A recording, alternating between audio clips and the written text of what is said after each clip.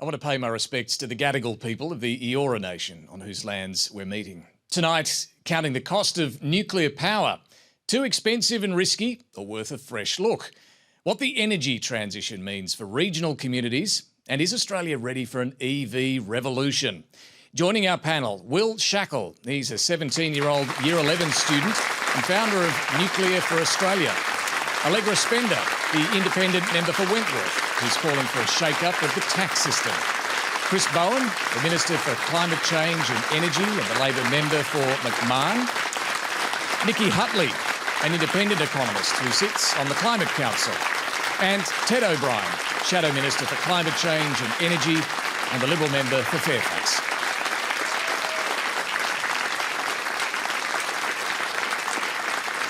Also tonight, is big tech endangering our kids' mental health? Welcome to Q&A.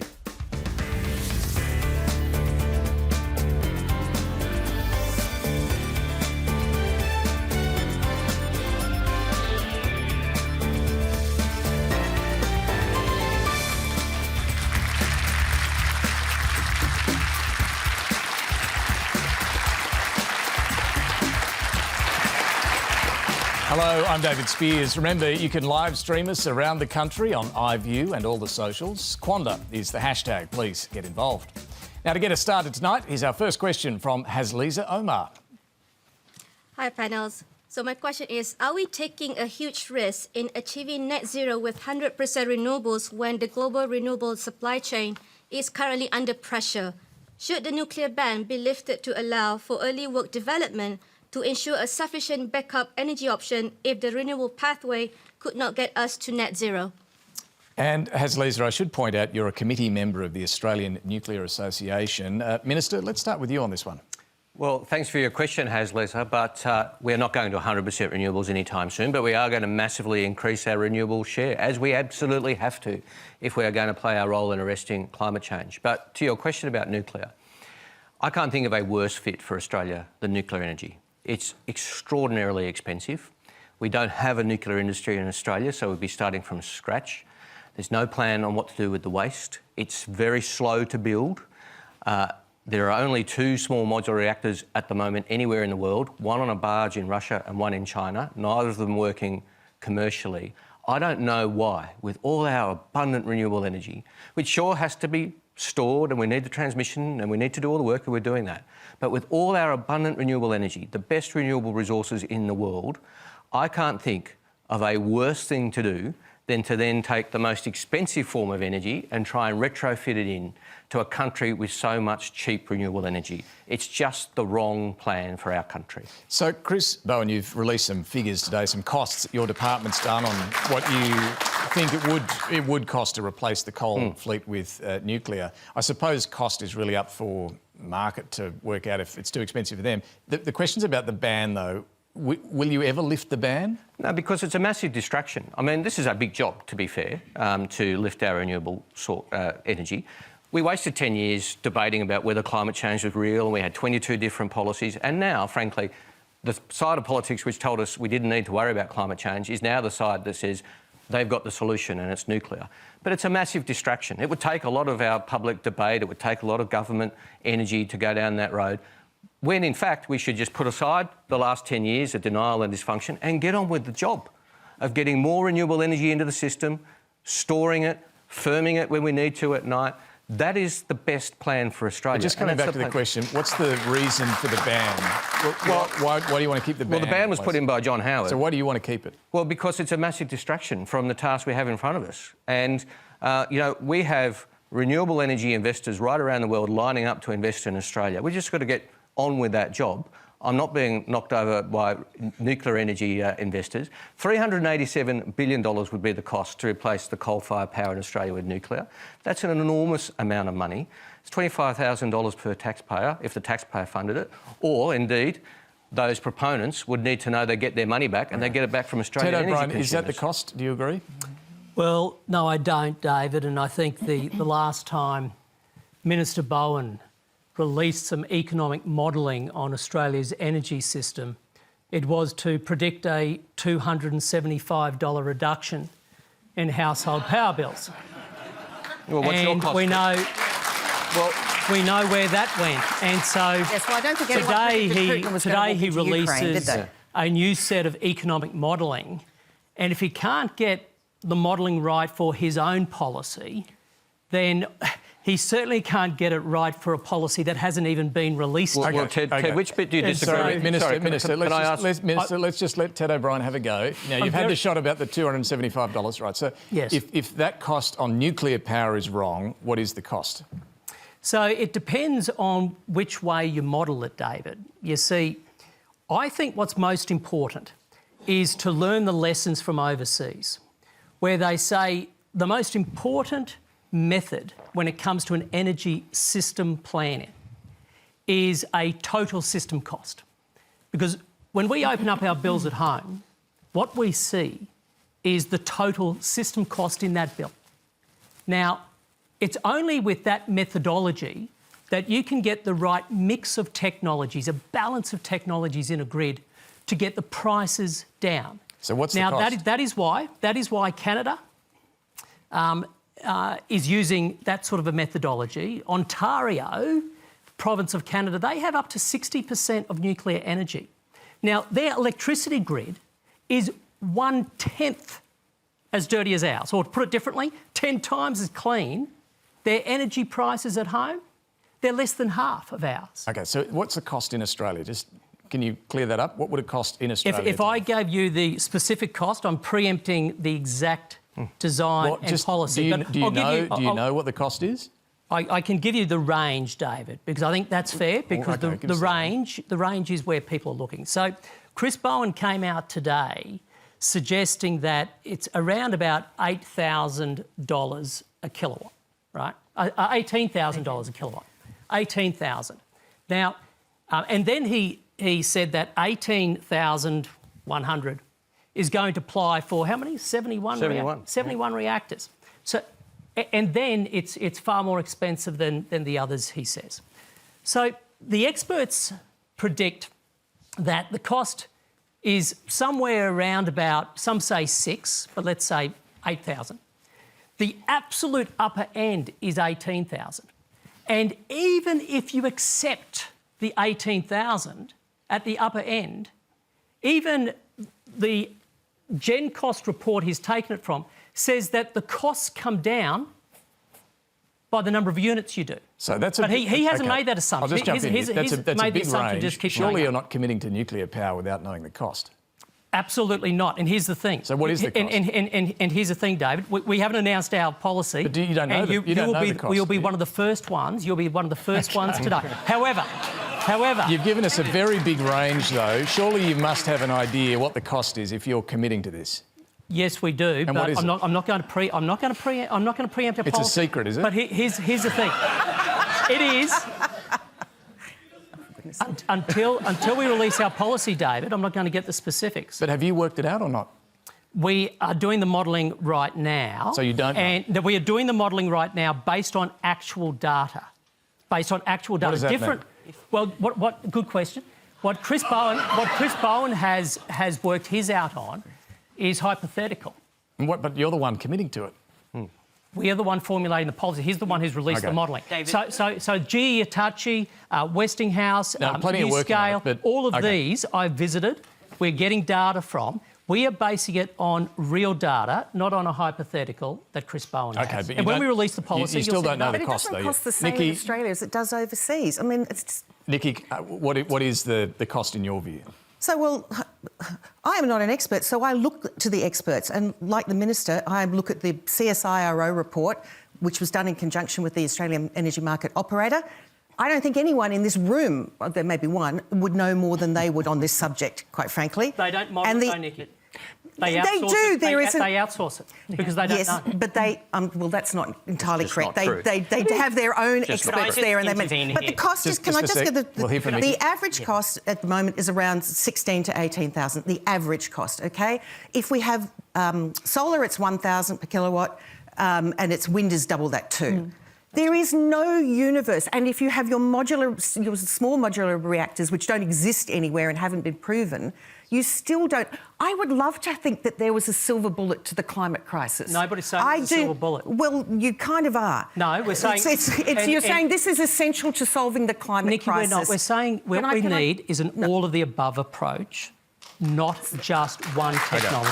Let me But why would you take, as a minister, why would you take the very most expensive? You said you want to take a whole-of-system approach. Yes. You need to take into account distribution, generation, Correct. as well as the retail costs that go towards everybody's energy bill. Correct. Why would you take one that is going to make the generation cost something like 8 times or possibly 16 times as much as renewable energy will cost? Will is itching to get in here. Sorry, guys. Will. The cost, this is clearly getting us nowhere. The cost of nuclear is clearly highly contentious. And you know what the best way to find out the cost of nuclear energy is? It's to lift the nuclear energy ban, because at that point,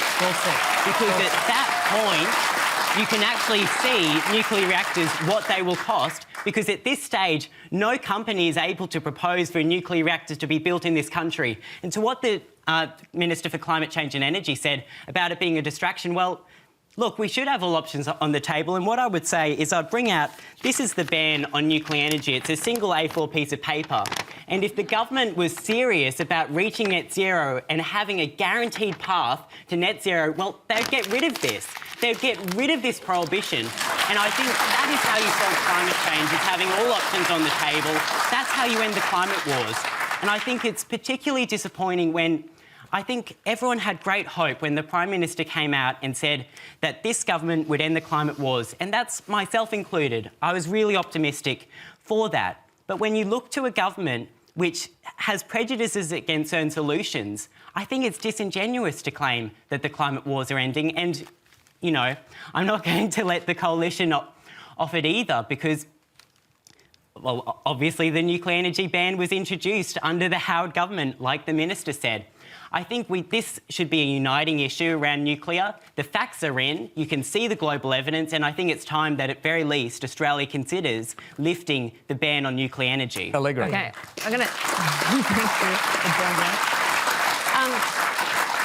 I think, honestly, the truth is, I think the sort of obsession around the ban or not is actually a distraction, because, you know, the real reasons we don't have nuclear right now, I think, and they are not the short-term solution, is basically it's too slow, it's too expensive, and the small modular nuclear reactors, which many people are saying are the right things to do, frankly, are not commercially available. So I'm generally an open mind kind of a person, and say, you know, if over time we can get the cost down, if over time we see these small modular nuclear reactors broadly around the world, and they've rolled out and done that, if they can come down in terms of timing, you know, we should consider But to Will's point, aren't they matters for the market to decide? Why does the ban need to be there? Because I think this is about, honestly, this is the action we need to take is in the next 10 years. I think the ban is honestly irrelevant. The action we need to take, though, is in the next 10 years for climate. So you wouldn't mind, if it's irrelevant, you wouldn't mind getting rid of the ban? I think we should always consider options on the table. Right. But the nuclear is just not the right option right now. And I think that, honestly, if the coalition wanted to overturn the ban, they absolutely could. But it will make no difference to what we need to do now, because we know that climate action is urgent. It's in the next 5-10 years, and there's no estimate that we can bring in nuclear that fast, even if it was on time, even if it was the right thing to do. The Minister's costing today is based on 71 of these small modular reactors. That's to replace the existing coal fleet. Can you give us any clarity, Ted O'Brien? I'm assuming you wouldn't need that many. Are you talking about fewer than 71? Well, again, David, I'll have to be vague because we haven't released the policy. So it might be more than 70. No. Here's what the Minister's assumed, right? He's assumed that you replace retiring coal-fired power stations with nuclear. Fair assumption, because that's what a lot of the experts say. What he's failed to point out in the modelling he did was advice to even the Department of Energy in the United States talks about the reduction in capital cost because you are leveraging the existing infrastructure in doing so. He also fails to point out that one of the beauties of these small modular reactors is you can have multiple reactors on the one site, which So an means old There's still coal- different so, reactors. so, you so might have. therefore, There's still different reactors. So therefore, you can leverage the one site and that one set of connectivity. The other thing I'd point out, David, is we've been very clear from the get-go. This hasn't changed. Where I have said on behalf of the coalition, we're looking at next generation zero emissions nuclear energy, only generation 3+ and beyond. Generation 3+ and beyond. Now, that means because they've got passive safety features and so forth. So is there generation 3+ existing today? Absolutely there is. The small modular reactors, the generation 3+ small modular reactors, that's not new technology. That technology's been around for decades. So what are they- It's just okay. in a smaller version. So what do they cost then? I mean, can we come back to some clarity Well, again, around... it depends on who you ask, David. And here's why I don't want to give you a straight answer on it. If you ask some of the vendors, well, I'm not sure about the joke there, mate, but if you ask some of the Maybe the give a vendors, straight answer might be the way forward. They will say $1 billion. They will say $1 billion. Some of the vendors, $1 billion US. per reactor? Per reactor. Now, the reason why I don't use that figure is that is not the only cost that goes into it. You've got the cost, the overnight capital cost, and then you've got the owner's cost. The figures that Chris Bowen have come out with, I mean, I think he's just made them up because it doesn't make sense. But It doesn't make sense. And CSIRO Canada, Allegra, to your point, you might say it's expensive. Canada says otherwise. United States says otherwise. We've got the best solar and wind US says resources otherwise. in the world. Plus, the average nuclear storage cost is 240% above what it was predicted to be. That's the average overrun of You're cost. talking about the storage of the nuclear waste. And the average nuclear building cost is 120% cost overrun, and that's over across many, many, many. Okay, well, that brings us, reactors. in fact, So to... this is the cost. I think it. Well, it brings us Sorry, to our next David, question, go. but before I get to that, I just want to point out that this is the topic of the online poll that we're asking you tonight. Should Australia drop its ban on nuclear energy? Keen to see what you think. You can cast your votes anonymously on the Q&A Facebook, X and YouTube accounts, or on the ABC News Instagram account. We'll bring you the results of that poll a little later this evening. Let's keep this discussion going, though. It picks up on what Allegra Spender was just talking about. Our next question from Noah Jones. Hi, panel. My question is specific to Mr. Shackle. What strategies do you propose for managing and safely disposing a potentially large quantity of nuclear waste? Mr. Shackle. Well, thank you for your question, Noah, and I appreciate it. What I would say is the first thing as part of your question is the quantity of waste or spent fuel, as it's referred to with nuclear energy, is incredibly small. In fact, all the spent fuel from every single nuclear reactor in operation from the beginning of nuclear energy to now could actually fit easily inside a stadium, like the Sydney Cricket Ground or another stadium like that. And if you look at the high-level waste, the spent fuel, which is created to... if someone was being powered for their whole lives from nuclear energy, the size of it is about the size of a Coke can or like the glass of water I've got here. So it's an incredibly small volume of waste we're talking about. But it's radioactive, isn't it? Yeah. Yes, but for decades we've been able to safely manage it. And the thing is, what about the waste from other energy sources? You look at fossil fuels, the waste that is emitted into the atmosphere from fossil fuels that we have to breathe in every day. There are consequences to that. Or renewables, and I understand that there are innovations in this space, and I think that's a great thing, but let's be honest, the majority of renewables, solar panels, wind turbines, end up in landfill today. Specifically in regards to strategies about spent fuel management, basically, they're stored in canisters around the world today. It's incredibly safe. There are videos which you can search up on Google of trains running into them. They've tested it on jet planes to make sure it's secure, and there's never been an incident attributed to high-level waste nuclear management. And the last point I'd make is the government is inevitably going to have to deal with high-level waste or spent fuel as a result of their AUKUS announcement, which they're spending hundreds of billions of dollars on. So at one point or another, the government's going to have to work out a solution for this. And I think because of that, it makes sense to also open up the opportunity for civil nuclear power reactors. Look, Nikki, let me bring you in on this. Will's certainly right that we're going to have to sort out storage of nuclear waste, not just for the low-level stuff that we've been using for a while, but for the AUKUS nuclear submarines, the high-level radioactive waste that'll come down the track too. Yeah, I find this interesting that, you know, the idea that even if you got rid of the ban, even if you ignored the economics of nuclear, which doesn't stack up, we're having huge arguments already between the states because no one wants the waste from AUKUS. In Australia, we have yet to be able to get a permanent nuclear storage facility, even though we've had Lucas Heights and we do have low-level and some mid-level waste in Australia for, 40 or more years. Australians don't want this. I mean, you say it's simple, but we've had in planning, some of the transmission lines have been stuck in planning for decades if a new transmission. Imagine what the planning processes are going to be like when we start talking about nuclear reactors, whose backyard is that going to be in, the nuclear waste, where are we going to store that? Because literally it is sitting around on shelves in laboratories at the moment. We don't have a way of doing this. Well, in Australia, this is absolutely true. In other parts, we even export a lot of our waste over to France for them to process and then bring it back here. We do not have the capacity. This is highly politically contentious. When you have, and I will actually say, I do support nuclear because the sun is all about nuclear power. And that's the only nuclear energy we absolutely need, and it has no waste. Ted O'Brien, do you think when the Coalition does announce a detailed policy on this, will that have to include details around the storage of waste? There's no doubt that waste is critical to what we're looking at the moment. I think what a lot of people don't realise, David, is Australia has been managing nuclear waste for well over 60 years. But not particularly well, because we still don't have a permanent storage facility. Oh, David, I don't want to be disagreeing with you of all people tonight, but I tell you what, I have to on that front. But we've just gone round and around for 10 years. Well, no, to be honest, we have been managing, including high-level waste, for over 60 years in this country.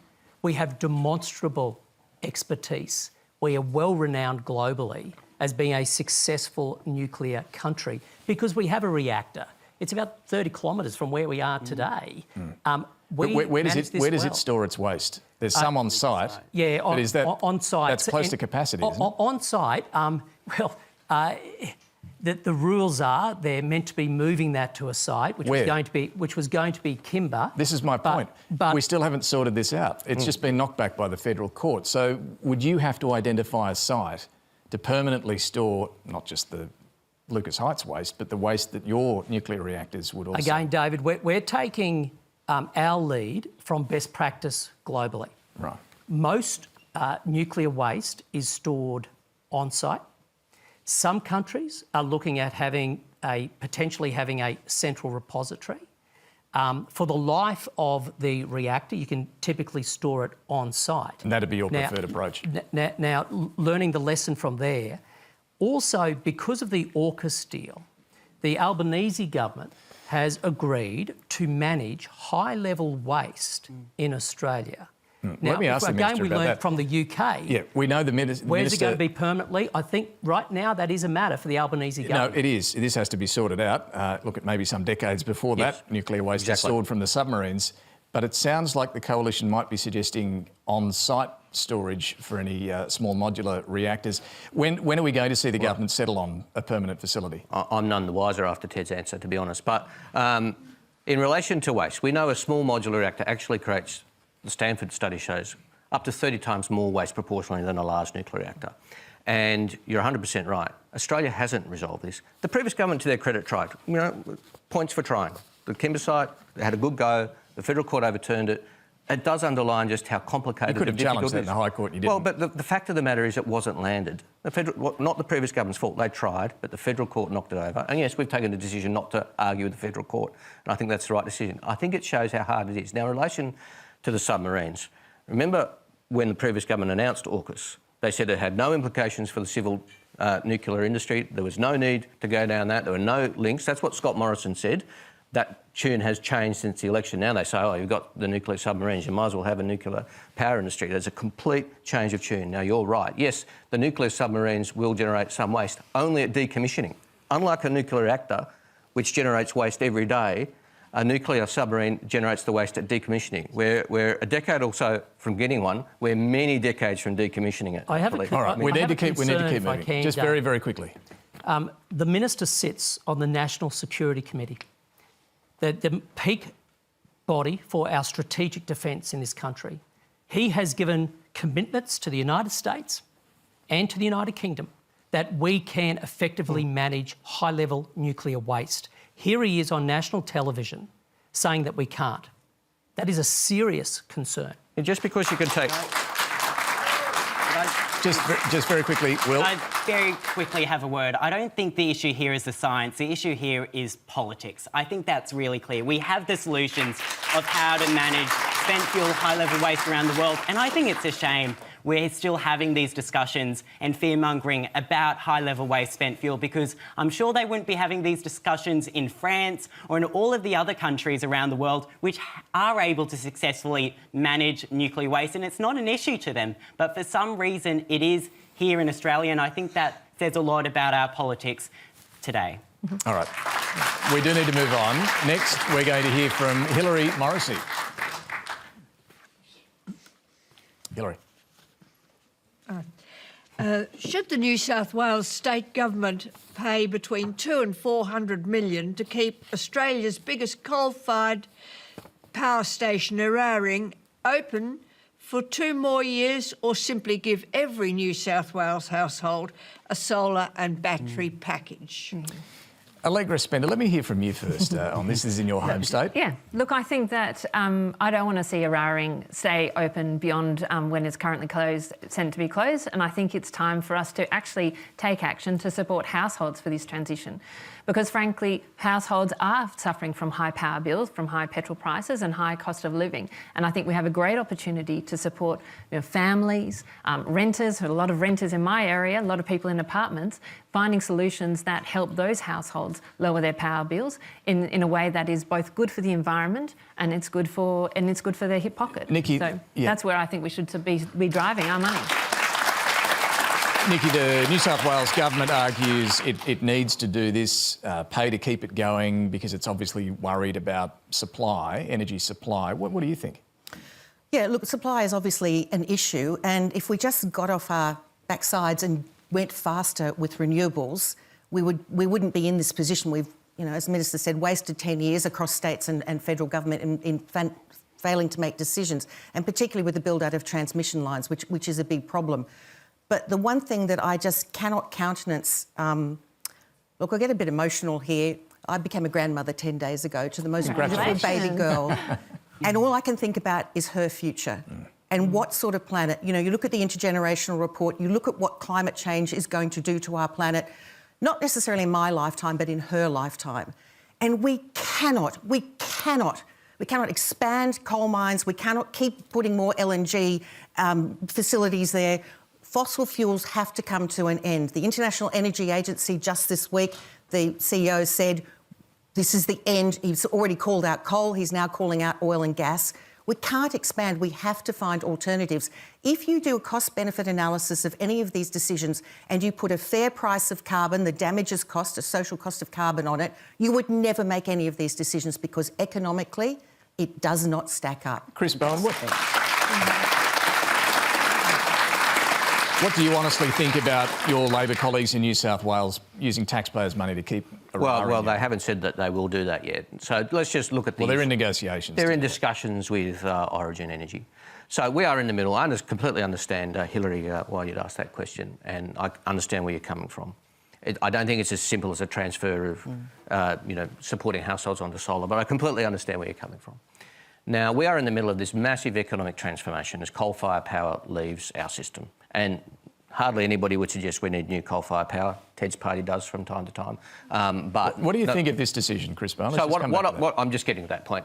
What I do think of this decision is that I understand that in managing this very delicate transition, governments, our government and state governments, will time to time look at it and make assessments about whether something should happen a little bit faster or a little bit slower just to manage it. And what's your view here? Penny Sharp, the State Minister, has said she doesn't want to see Eraring stay open a day longer than it needs to. I agree with her.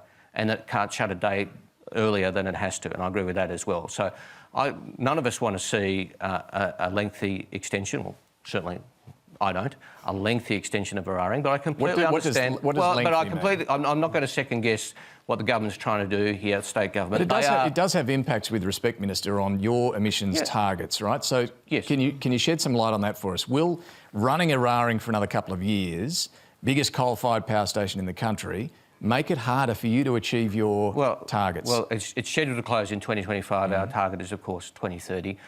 But look... Does it make it harder? Well, our 2030 target is, we're on a trajectory... But does extending Eraring make that harder? Well, nobody's talking about extending to 2030. No, but to 2027? Nobody has suggested that, and the target is 2030. I'm asking if extending its life for 2 more years makes your target harder to achieve. No, not necessarily. That wouldn't. But the state government has said that they don't want it to stay open for a day longer than they need to. They don't want to pay Origin any money. They want to have a discussion with Origin. And Origin has said in meetings with them and with me, they don't want to see it leave earlier than would provide any, or that would create any instability in the system. So, look, there are going to be times when coal-fired power station and closures are brought forward. Some of those have been announced in the last little while.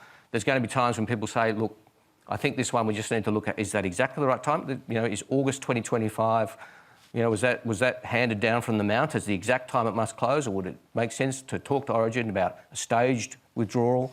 That's the discussion that the New South Wales... And is this largely being driven, and perhaps, Nikki, you'd be able to answer this, is it driven by the problems with the transmission line rollout? Is that the reason why decisions like this are going to have to be taken? Supply is definitely a factor in that. And if you look at... there are a lot of renewables that are projects that are ready to go in the new zones, but they can't... The basically existing transmission is kind of full. Can't take new projects on. And there's community backlash. And so so there's a backup. But, the New South Wales government was supposed to have the new lines in by 2025. It's now out to 2028. Now, we've just got to get better at... So many of our problems today are caused by bad planning systems. You think about housing affordability and certainly the climate crisis. We just don't get the planning right. And we have got to find some way to make these decisions better and quicker with consideration for the natural environment. I don't want to see... my favourite birds, a magpie, falling out of the sky because we've cleared all the land, or koalas gone from anywhere. We have to be able to consider that. And clearly, but we've got to do better to go faster. Clearly, there are concerns about the impacts climate change is going to have on more severe weather events as well. And we know there are concerns about the summer that's coming and the bushfire risks. And in fact, we have in the audience Stephen Lightfoot, who's a specialist anaesthetist, who wrote a piece last week about the backburning haze that really affected Sydney. What's your concern there, Stephen? Yeah, thanks, David. Thanks for raising this really important issue, because climate change has such important and significant impacts on human health. And what we saw with the smoke pollution from prescribed burning, but also just from the wildfire events, is an increase in the health implications directly from this impact of climate change. So we're talking about things like an increase in respiratory and cardiovascular disease, presentations to hospitals with things like people not being able to breathe, with asthma exacerbations and with heart attacks. And in fact, the University of Sydney looked at the smoke pollution that we had from the tragedies of the 2019 and 2020 bushfire summer. And they found that if you were aged over 65 and lived in Sydney at that time, you had an increased risk of death directly due to that smoke pollution. So these are sort of some of the impacts that we're seeing in health from climate change, and we really need our politicians to get in there and do something quickly. There's a really sobering statistic that's come from the World Health Organization, and they've said that by 2030, and we've heard that year mentioned a few times already, by 2030 there's going to be 250,000 additional deaths per year throughout the world due to the impacts on human health from climate change. So this is something we have to address now. We have to do it now. We have to ramp up our renewable clean energy today, because every day we delay is a life lost. And as a health practitioner, that's unacceptable. Stephen, thank you for sharing that with us. Allegra Spender, I guess it brings it back to something very real, doesn't it, when we talk about our own health? It does. And I think you're absolutely right. I looked at the statistics from that Black Summer, and it looks like that 33 people died directly from the fire, and it's estimated over 400 people died from smoke inhalation. And that's just from those bushfires. But it's around the world. And, it is a question for the Coalition, who was in government at the time, why they didn't do more to support families and to prevent those fires happening to the extent that they did. But I think the point that you also made, it's urgency. And I want to come back to that nuclear debate that we started with. The truth is, what we do now really matters. What we do in the next 5 years, the next 7 years really matters. And nuclear is not going to come riding over the hill, you know, as a knight in shining armour in that time frame. So we need to take action now. All right. Now, if you are just joining us, you're watching Q&A live with Will Shackle, Allegra Spender, Chris Bowen, Nikki Hutley and Ted O'Brien. Plenty to get to tonight. Let's hear now from Ruby Piper. So my question is on teenage mental health. I myself am a high school student and see firsthand the growing issue of declining mental health in teenagers. Therapy is an incredible tool that could be so useful, but is out of budget and not an option for so many teenagers. Is there enough being done to actually support teenage mental health, and what is being done to address the issue? Will, you're the only teenager on this panel, so let me go to you first. Is enough being done? Look, I think the fact that I can't sit here today and recall to you all of the services that are available to young people, I think that's probably not a great sign. And I think that there probably does need to be more done because it's a huge issue, the mental health of young people, and it's been exacerbated by things like the lockdowns that we all had to experience and also the fact that our future is really so bleak. When you look at the climate crisis, the energy crisis, the housing crisis, it's really hard, I think, for us to see our place in the world in the future. So I think certainly more needs to be done to solve the issue. I'm not sure how to solve it though, whether it's just more investment or whether it is trying to solve some of those issues, which I guess is the harder solution to it. But either way, we'll have to take leadership from government, I think, if we're going to see any action on that issue. What sort of support do you get in the school setting these days? I guess every school's different, right? But I saw the National Curriculum Authorities announce that they want to embed more mental health resources and teaching in things like English, humanities and arts courses at school. Would that make a difference? Do you think if it was more normalised in your day-to-day schooling? I think it would. We certainly don't have any of that at our school, and I can't comment for other schools because I know the situation is very different. But I'm lucky to go to a school which does support people and provides those services and can direct us to organisations if we are experiencing difficulties with our mental health. But I guess integrating it more into the curriculum could be useful to start having that conversation because I think a major part of mental health is removing the stigma that surrounds it.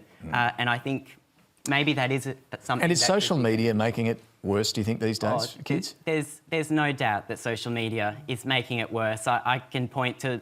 I'm sure everyone's had a very bad experience with social media, probably myself included.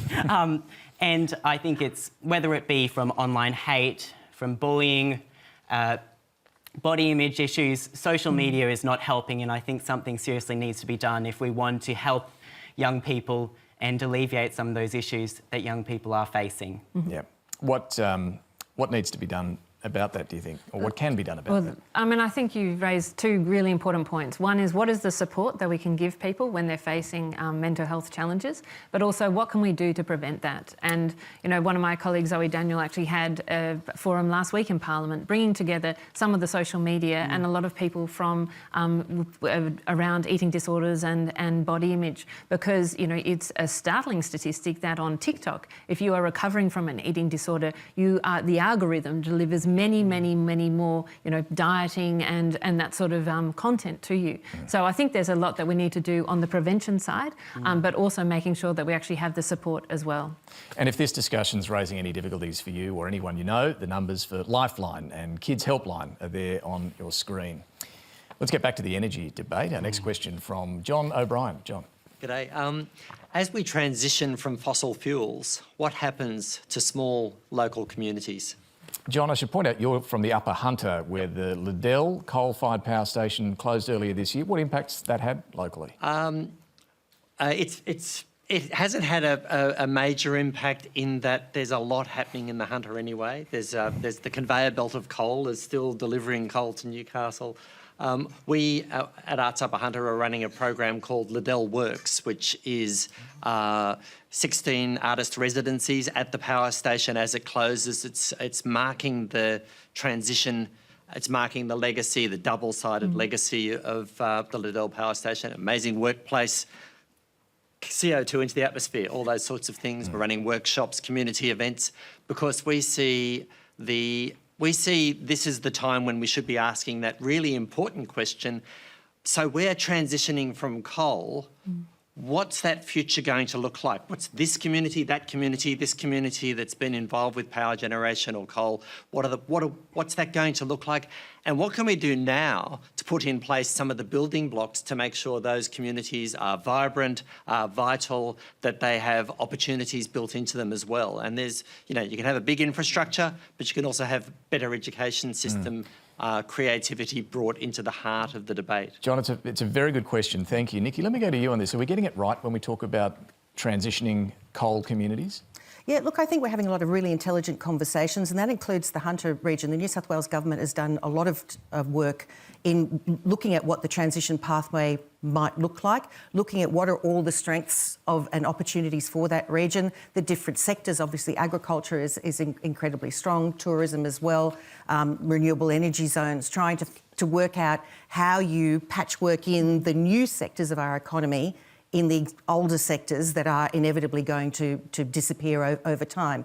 But I just say we have done it badly. I think we haven't done it well in the Latrobe Valley, for example. There's some serious problems there where there was some planning, but it was perhaps a little bit optimistic in what they could and couldn't achieve there. But it's been done in other parts of the world and done successfully. And Australia has done this many times before. We used to ride the sheep's back. We used to make cars in this country, and we used to have textile factories in this country. And every time we changed tariffs or we did something new that let an industry disappear, everybody said, it's like, what's that poem, Hanrahan, we'll all be ruined. But we weren't. In fact, we found new ways to do things. We're a much more services-based economy now.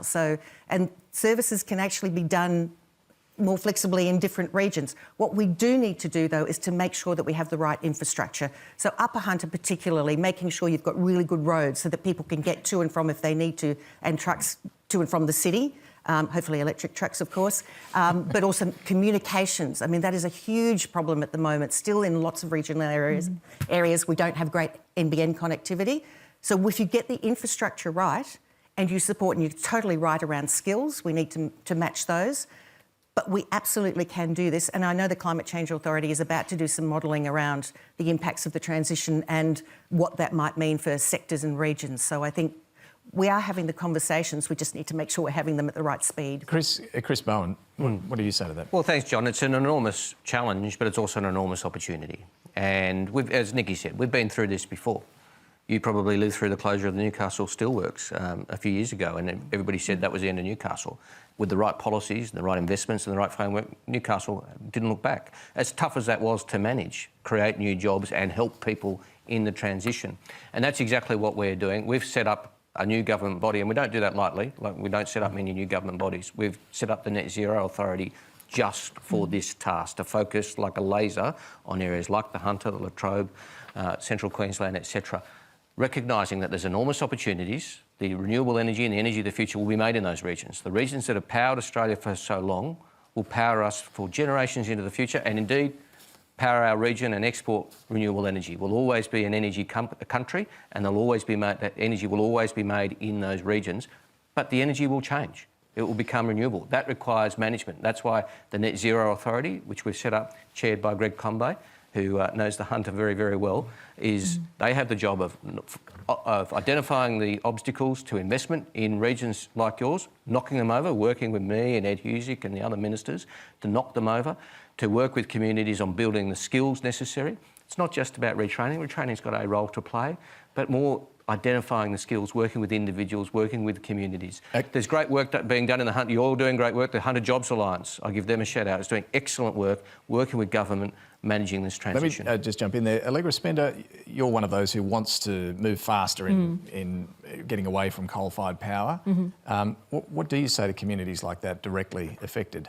Look, I think it is a difficult transition, and I take my hat off to you and your community for what you're doing and the imagination and resilience you're putting together to go through this. We can't change that we need to go through this transition. The whole world does, right? Like we have to look that face that straight on. It's harder in But some communities than it others. is, and I think that's the truth, is that Australians are good at coming together and saying, if we have to do something, pulling together, but then saying how to make sure that the communities that are most affected get supported. And so I absolutely wholeheartedly support, the actions doing that, because, it will affect different communities differently, but we just need to make sure that we all can get through this and to the other side. Ted O'Brien? Look, I think it's the same regional communities, John, who are seeing industries close, baseload power stations close, that are being asked to host tens of thousands of kilometres of transmission lines. The notion of installing 22,000 solar panels a day, 40 wind turbines a month all the way through to 2030, predominantly in regional areas. It's regional Australia that's feeling it the most right now. I take Allegra's point about the need for speed, and I take that seriously. But if you go again and learn from international experience, and you look at the top 10 case studies for speed to decarbonise a grid, 6 of those 10 did it with zero emissions nuclear energy.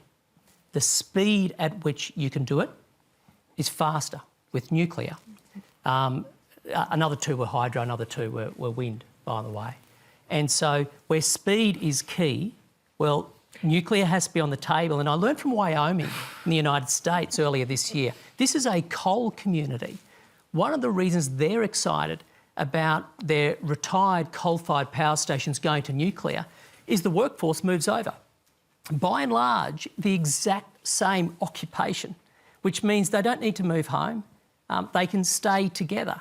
And as one person said to me in Wyoming, and a similar thing was said to me in Ontario that went from coal to nuclear, you look at the coal-fired power stations, you look at the car parks, and they looked over at wind farms and solar farms, and they said, I can't see the car parks.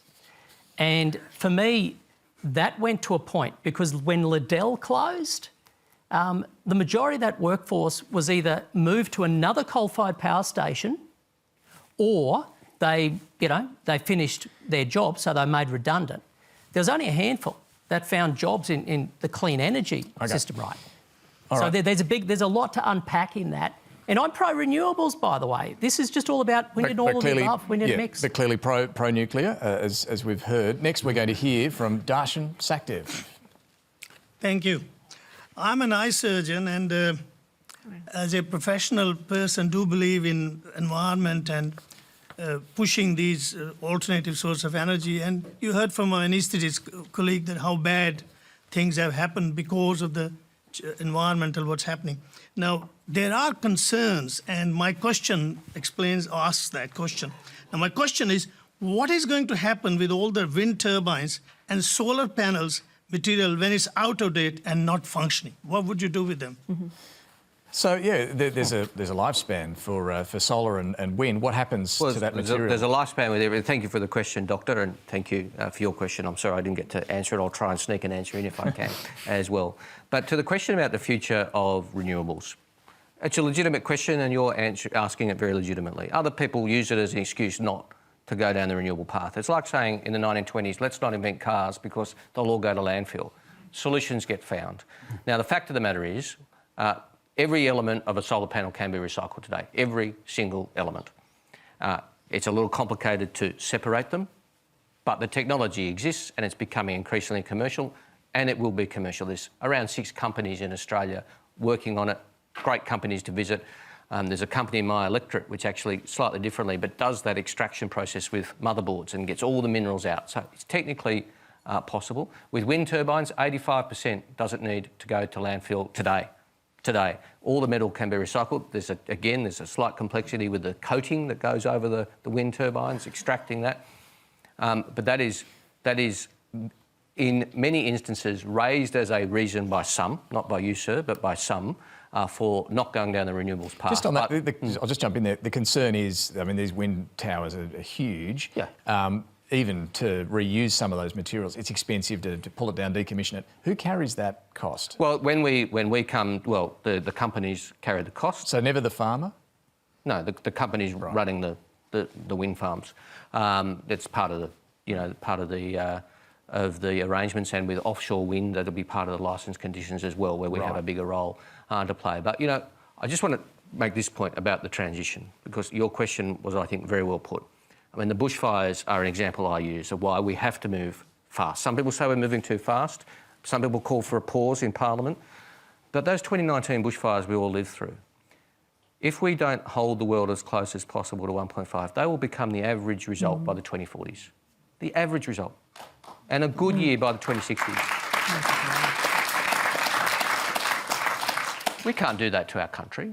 That's not an acceptable outcome for our country. So hence we do need to move fast. I make no apologies for moving fast. Yes, it's a challenge. We've got a lot of catching up to do. But we have to move fast. And that's just bushfires. You could run through better than me, multiple health examples. Heat waves. I represent an area where people are doing it tough, meaning don't have air conditioning. We're adding a day of heat waves every 5 years. That has I just want to hear from a huge couple of health others on impacts. this question. That's the reason for moving fast. Thanks, Minister. Ted O'Brien. I've got no criticism of moving fast. The problem is when you're running in the wrong direction. And that's what I think the situation is today. I noticed the Minister didn't give you an answer. There is no solution. He didn't. The only thing he said was, well, it's like saying let's not drive motor cars years ago. No, I ran through actually. They can be recycled. Landfill.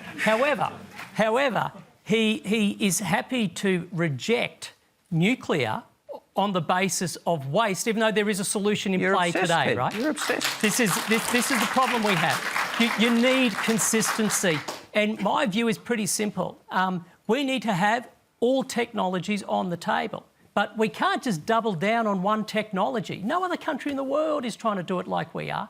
And if we do, we are going to have an inordinate amount of waste from renewables, and there is no solution today. That's not right. That is not Just right. very quickly. Yes, Nikki. The government has a 2030 circular economy strategy now. I do a lot of work in this space. We are doing all sorts of initiatives in circular economy of how to reprocess things. Yes, it is true that with some of those things, as the Minister did say, 85% can be extracted from the wind turbines. We have the technology for the solar panels at the moment. Australia has to get the volumes through, but we can do it. I accept what's really interesting, because yes, there are solutions to recycling renewables, but it's not happening today. But you know what is happening today? Spent nuclear fuel is being reprocessed and recycled. And I think that's an interesting point, because it doesn't have to be waste if you don't waste it. And I think the fact is that this is an issue. I think it's good that the government is onto this issue, but you have to look at it. The volume of this waste from solar panels in wind turbines is quite profound, because of the fact that for wind turbines it requires about 10 times more the materials compared to nuclear, and for solar panels it's about 150 times the materials, and you have to replace those solar panels in those wind turbines every 20 to 30 years. Obviously that's going to accumulate a lot of waste, and look, I just hope that there is a solution found to it and that they are being reprocessed. But if you want a guaranteed solution, then I'd go nuclear, because that doesn't have the same issue with the waste, I think, as I've already probably established. Okay. I do want to get to our final question, because it's a good one, but let's first bring you the result of our online poll, which is on that very question: should Australia drop its ban on nuclear energy? Here are the results. More than 11,000 of you responded. Should we drop the ban? 59% say yes, and 34% say no. 7% are unsure. There you go. To finish tonight's discussion, here's Giselle Moore. My question is the government working towards decreasing the cost of electric cars, and if not, why? Chris Bowen, let's go pretty quickly here. Yeah, thanks, Giselle. We've introduced electric car tax discount, a tax cut, which has cut the costs of electric cars, particularly for fleet purchases.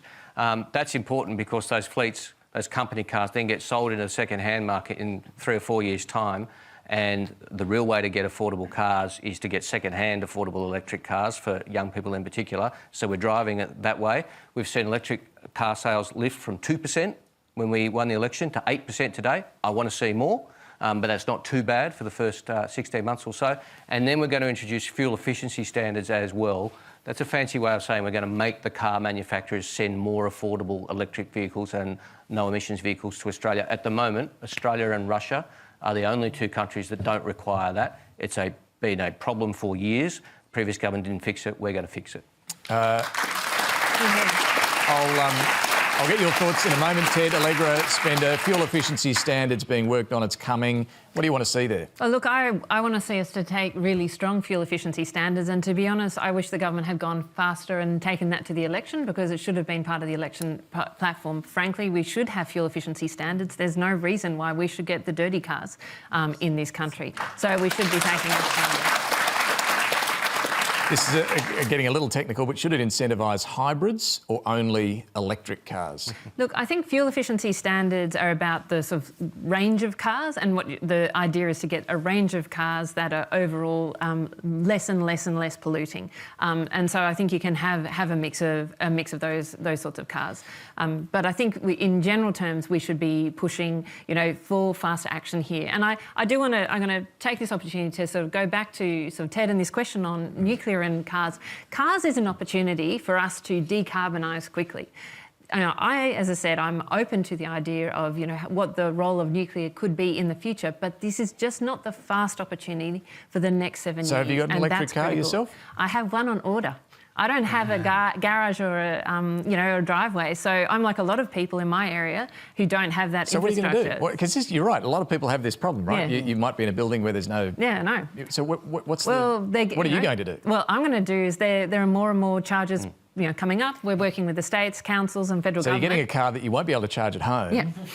That's commitment. Yeah, no, I'm working out where to charge it around the suburbs. But that's the truth. 60% of my community live in apartments. All right, Will. You know what I would love is to do my L plates in a Tesla. But unfortunately, they're too expensive, so that's a bit way off. But what I would say is when you look at electric cars, it poses a bigger question of electrification of everything, whether that be our cooking, our heating, and cars. And that creates a huge imperative on the reliability of electricity.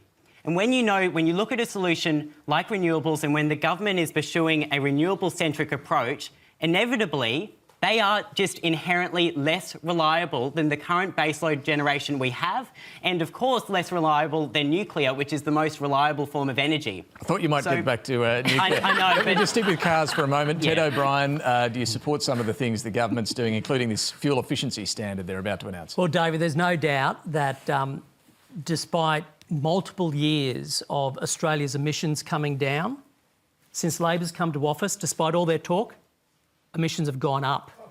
They've gone up. They've gone up, haven't they, Chris? Haven't they? And transport actually has a lot to do with it. But just quickly, we've 0.1%. What are you going to do about fuel efficiency standards? Do you support fuel efficiency? 0.1%. Okay, Chris So he doesn't Bowen, want to just your quick answer to why emissions have gone up. I just answered. You weren't listening. Emissions gone up or not? 0.1%. Was that a yes? 0.1% has gone up. I think I got a yes out of it. How's that? So I think on EVs, if I can though, David, firstly, I think on EVs, we have to make sure that there is a genuine reduction in emissions. For those who say we're going to have EVs and then we're going to basically suck electricity off the grid that is predominantly coal, then is it really in the short term? So there's a timing issue there. Secondly, what's important is choice, consumer choice. I believe consumers must have choice. Now, there are going to be some people in some parts of this country that will not be able to have an EV do the job they need, especially in rural areas. Doesn't a fuel efficiency standard, though, give people more choice if it brings down the cost? Depends on how it's vehicle? designed, David, because that gets to the third one of cost, right? And so out of a principle, I think we should say that with the increase in EVs, whatever the government seeks to do, it shouldn't place a higher cost burden, especially on those who can afford cars least. And how you design the mechanism is key for that, right? Because if you're saying to the car manufacturers, when you import your entire fleet, we want more of this type and less of that type, then that might force changes in prices. We've got to be really careful. We're in a cost of living crisis.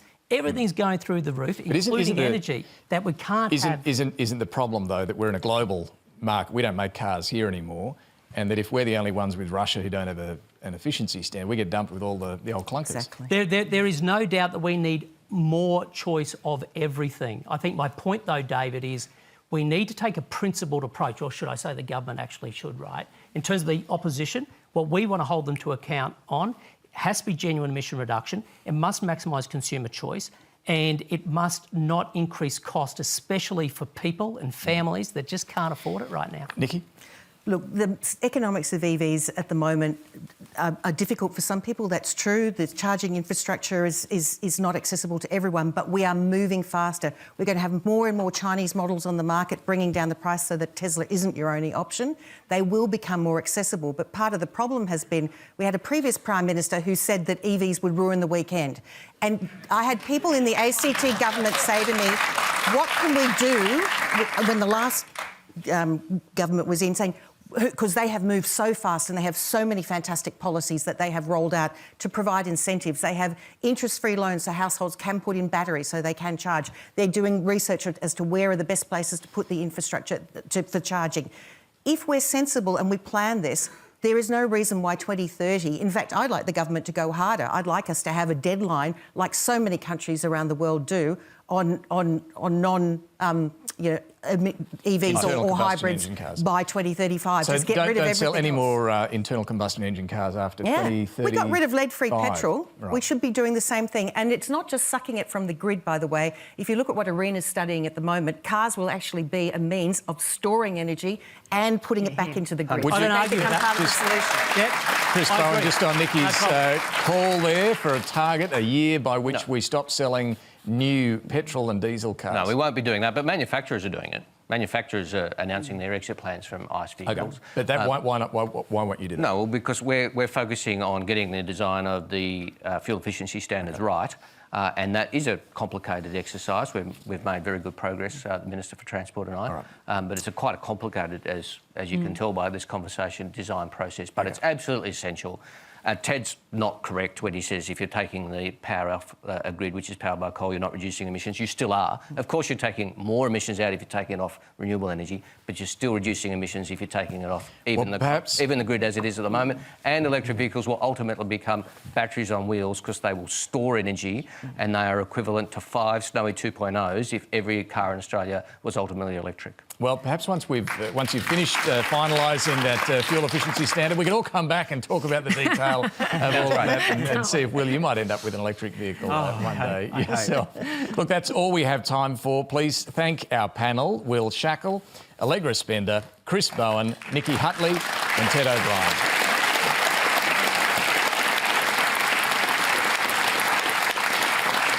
And thank you for sharing your stories and questions. Next week, Patricia Karvelis will be with you live from Melbourne. And joining the panel, author and child protection advocate Madeleine West, Chair of the Parliamentary Intelligence and Security Committee, Peter Khalil, Liberal Senator for Queensland, Paul Scar, and the CEO of GetUp, Larissa Baldwin-Roberts, and broadcaster Tom Elliott. You can head to our website to register to be in the audience. Thanks for your company. Good night.